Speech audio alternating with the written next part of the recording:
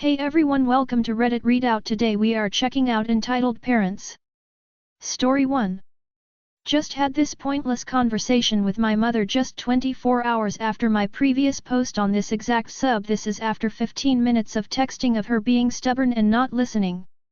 Me, can you get the PS4 out? She hides it for no reason, so my game can update whilst I do my homework and shower and stuff. My mum, I'll get it out if you do your stuff. Me, but that literally defeats the purpose of it downloading whilst I do it. Mum, you do your homework, and you can have the update going whilst you shower and eat. Me, eating doesn't take an hour lol. Mum, see, the update will only take an hour. Me, Mum, that's an estimate, I really don't know how long it'll take. Mum, I'll get it out after your homework. Me, but that defeats the entire purpose. Mum, you won't concentrate on your homework and you'll constantly be check. Me, that's so unreasonable, I literally cannot do anything if the game's updating. Mum, shouting now, you'll find a way, keep clicking things. Me, WTF Mum. Mum, you just can't control yourself. Listen to yourself. Me, that makes no sense. Mum, the game can update whilst you're in the shower and eating tea. It's not up for discussion. Me, why can't you be reasonable? It's literally my birthday tomorrow. Mum, I've been perfectly reasonable. I told you, you can have it after you've done all of your stuff. Me, that's not reasonable and completely defeats the point. Mum, you better think yourself lucky for having it anyway. You were 2 minutes late leaving the house for school this morning and you should think yourself lucky I didn't ban you. Me, I was literally at school on time lol. Mum, no you weren't, you left the house at 7 minutes past 8 this morning. Me, Mum, I literally got to school on time.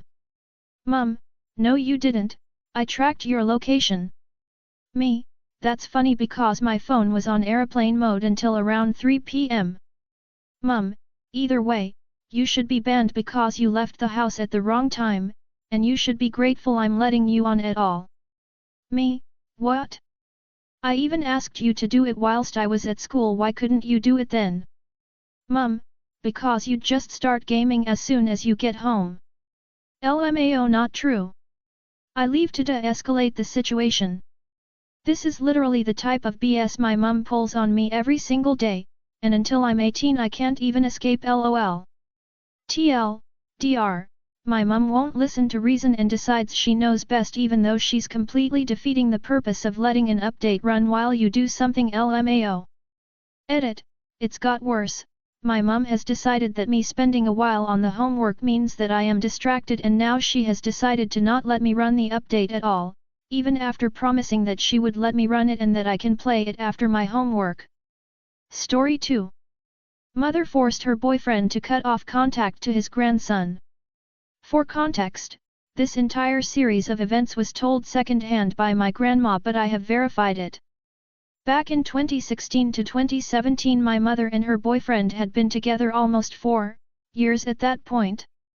Her BF has 5 daughters and at the time his middle daughter had just given birth to the first grandchild, a boy. Mom's BF was a doting grandpa and loved to travel and see the baby, and when the couple would visit him he would watch the kid for hours on end.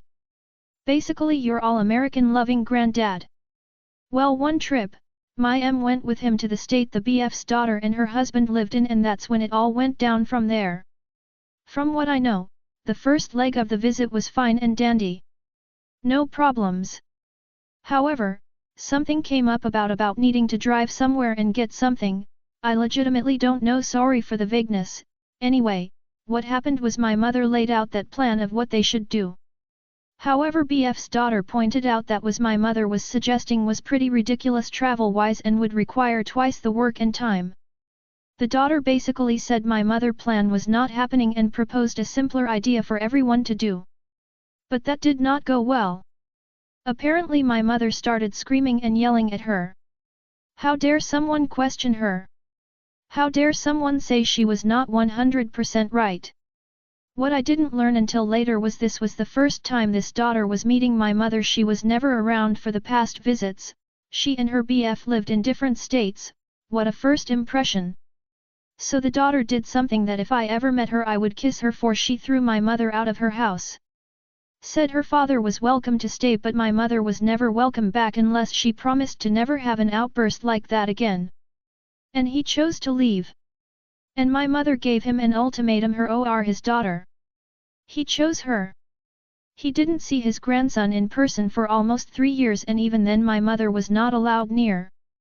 Looking back, I still can't believe the manipulation. She cost his years away from his grandkid. I remember their relationship being seriously on the rocks for a while, until she made his forgive her. She should never be allowed around kids if my childhood is any indication. Story 3. Entitled Dad Tries to Skip the Queue at the Emergency Room.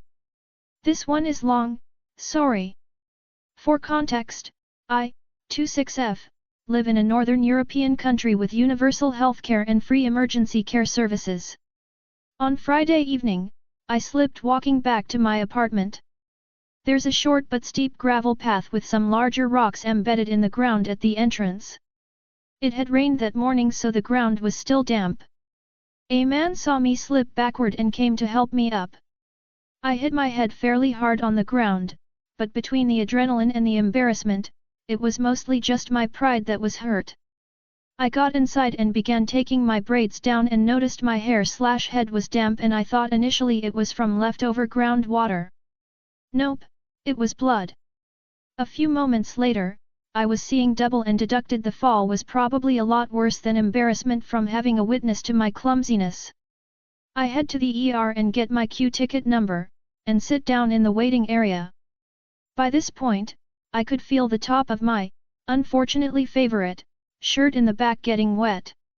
Every time I touched to back of my head, it came back red, like it was genuinely gushing. My neck was wet, my shoulders were wet, my hair was matted and red. I was wearing a hoodies, zipped all the way with the hood up. After about 20 minutes of waiting, a man came in speaking English with a son who was maybe 9 to 12, I'm very bad at guessing ages. The kid seemed chill, he was limping a little. The dad was very agitated and seemed annoyed with the large amount of people in the waiting area. I mean, come on, it's Friday evening in the summer, of course the ER will have a longer wait. As the queue numbers get ringed, there are some times that no one gets up. This happens often when people get tired of waiting and decide their emergency isn't emergency-ish enough and just leave. Every time this happens, this father would stand with his kid and go in and pretend it's their turn. The nurses actually check the queue tickets here so they'd get turned back each time and sit down again. I waited just under 1.5 hours before my queue ticket was called. I stood up and started walking toward the nurse station when I heard a voice shout out, "Hey! Do you speak English?" "Yes." "Could we go before you?" "Come on, he's just a kid." I'm not a monster, so I asked, "How injured is he?" If he was genuinely in extreme pain, I'd let them go. He said, "He's limping. You're walking just fine, so you can't be more injured than him." I felt bad for the kid because he was visibly embarrassed and sort of mumbling like, "Dad, stop, it's fine, we can wait." I almost scoffed at the "more injured than him" comment. I just took my hood down, unzipped my hoodie, took it off and turned my back to the waiting room, exposing my blood-soaked hair and upper back. There were some muffled gasps and one little girl let out a little shriek. I turned back around and asked if he still thought his son was still more injured than me. He stuttered out no, why you should, go on ahead.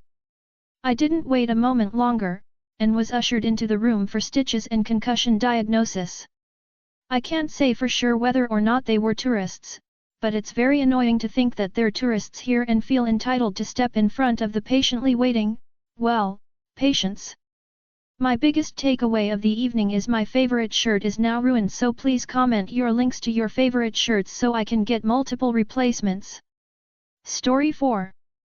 Update: my father wants to reconnect with me after 20 years. My family gets mad at me when I refuse to talk to him.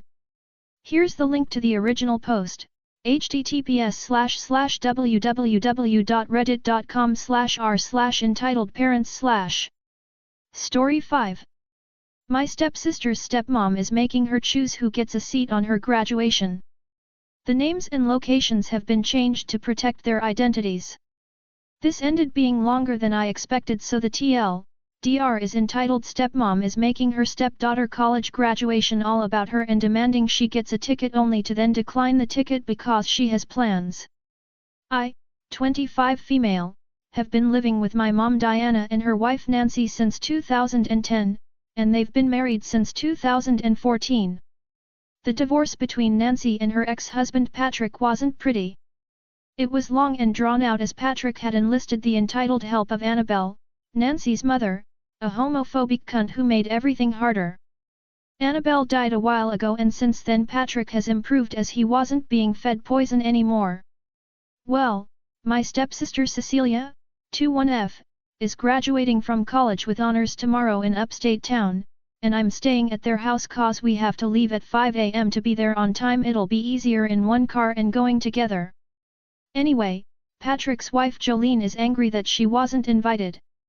See, Cecilia couldn't get enough tickets for everyone, and trust me, she tried. If she could get more, my fiancé would have been invited as well, but as it is, there's limited seating, and she couldn't make it happen. So the list is me and my mom, Diana her mom and dad, Nancy and Patrick her brother and sister, Simon and Sarah and her very close friend, Mark.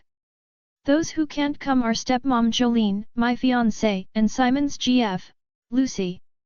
Lucy and fiancé understand and are cool with it. Jolene, however, is throwing a total stink about this. Instead of celebrating her stepdaughter and making this day about her, Jolene is going crazy and getting all pissy that she can't come. Firstly, Jolene hasn't been married to Patrick for very long, and she and Cecilia don't have a close relationship. Cecilia has a better relationship with Diana than Jolene. Cecilia didn't know if Jolene could even attend BTW as she works crazy hours. And now Jolene is trying to make her choose between her and Mark. Cecilia has gone through some stuff, and with school being stressful in general, Mark has been a really good friend. He's important to Cecilia, and it's her day. She should be allowed to take whomever she chooses. Here's the extra sugar in this tea, though. Patrick sent Sarah, our youngest sister, to text Cecilia about Jolene being upset instead of talking to Cecilia herself. The fucking coward. This happened about an hour ago and is still ongoing. Anyway, they're downstairs discussing this while I stay upstairs and out of it. Sounds like they're on the phone and Cecilia is mad. She's crying and yelling. Patrick and Jolene are not here right now BTW. I, however, despite being half of Patrick and Jolene's ages, can be more mature. I've got my crochet, my switch, a comfy chair, and a warm blanket in the van all ready to go. If push comes to shove, I'll give that cunt my ticket so they can't use this as ammo later down the line, as they've done this several times before. I'm sure there's a CAF nearby I can hang out in, otherwise I'll sit outside and just chill. As long as I can celebrate my sister afterwards, I'll be happy. I'll update this as I learn more. Wish us luck. Edit. Okay, so I just showered and came downstairs to get the details. I didn't get the full story from my mom whilst she braided my hair, but when Cecilia and I came upstairs, I got the tea. Cecilia called her dad to try and clear things up. Jolene is being petty because she doesn't find it fair that Diana is going, and she isn't. They are both her stepmoms, after all. However, Jolene doesn't recognize that she's barely been in Cecilia's life at all. She's dated and married her father for only a few years, I don't have the exact year, and because Nankt had primary custody with shared holidays and visitation, she's the one who primarily raised Cecilia alongside my mom. My mom is closer to family than Jolene, but of course, Jolene doesn't see it that way. He even had the audacity to hang up on Cecilia after she raised her voice in frustration. Fucking coward. Cecilia called Mark and explained that there was family drama and she needed to give the ticket to someone else now. He was super understanding and cool with it. Cecilia called Patrick back and tried to say she can now give Mark's ticket to Jolene, but apparently Patrick already told her 2 weeks ago that Jolene made plans with her mom, but she wasn't listening, so after all the stress, and petty, and entitlement, now Jolene has made plans with her mommy and can't cancel them for the stepdaughter she cares about so much. Off topic, I practice witchcraft and straight up want to curse Patrick and Jolene, but that would hurt my siblings, and I care too much about them to hurt their family. It may be always walking on gravel/Legos without shoes, or always red lights no matter what. Something annoying but not dangerous. If you have ideas, let me know. Cecilia says she's just too drained and tired and done with this to call Mark back and give him the ticket, so she gave it to Lucy. Simon and Lucy even called back while Cecilia and I were talking and asked why she didn't give it back to Mark.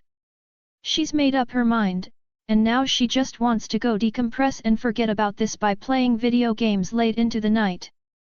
Probably until we all wake up to leave, and she'll sleep on the way there. I want to steal her phone and get his details and trick him into coming, but I know that's wrong. Also, he can't come to lunch after either, and that's kinda the best part anyway. I will update y'all if anything happens tomorrow, but I doubt it will. I want to kick Patrick's ass for being such a coward, but whatever. He's been a shitty father ever since the divorce, but that's another story for another day. Good night everyone. Edit. Well, so far, I'm both happy and sad to report there's been no more drama thus far. We're chilling in the auditorium, and Patrick has been a totally normal parent. He and I even had a pleasant conversation about prosthetics, 3D printers, 3D printing houses, building superhero suits in garages and how scary that would be, are they a Batman or a Joker, and Elon Musk having the rich person immunity to get away with being Batman if he weren't so busy fucking Mars. Patrick is a massive nerd. I don't think anything will happen, which is good for Cecilia, bad for internet tea. That's all for now. Hope you enjoyed my TED Talk. That's all for today. Please don't forget to like and subscribe.